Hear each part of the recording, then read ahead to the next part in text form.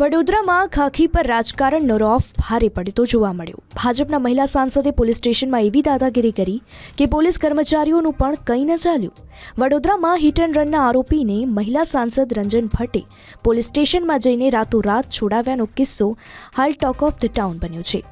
આરોપીને છોડાવવા મહિલા સાંસદ પોલીસ સ્ટેશનમાં દોડી ગયા અને પોલીસ સ્ટેશનની બહાર આરોપી સાથે હસતા મોઢે પણ જોવા મળ્યા હતા।